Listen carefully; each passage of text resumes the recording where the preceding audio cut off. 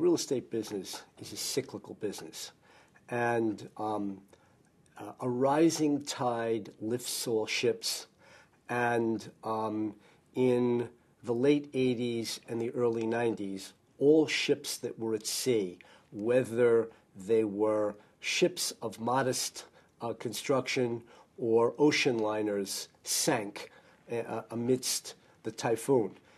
Needless to say, in the market that exists now, real estate has suffered internationally as well as nationally. There's not a market in the country, whether it's a geographical market or whether you're talking about single-family homes, office buildings, the hospitality business, that has not been negatively affected.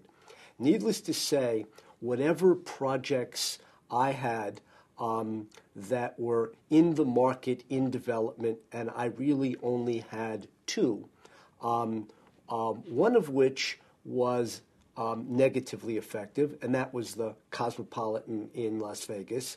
The other, interestingly enough, was the second building that I built in Florida.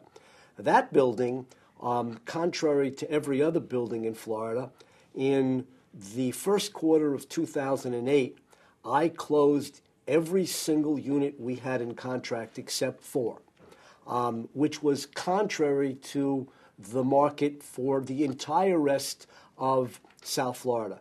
I think that says something about the product. I'd like to think that it says something about the Continuum Company. We obviously were affected as everyone else was in Vegas, and that project, unfortunately for me and 4.5 years worth of work, did not end up the way I would have liked it to end. I have no continuing obligation in Las Vegas. And in what I perceive is going to be the single greatest market since the early 90s to make acquisitions, 2010 and 2011, I find myself burdened by nothing, having no projects from 2006 or 7 to deal with, and free to pursue with my entire organization whatever opportunities come to pass. And given the climate and given the size and the scope of the trouble for all real estate throughout the United States, I will be very surprised if we are not at the forefront of making an acquisition of a strategic nature in the next 24 months.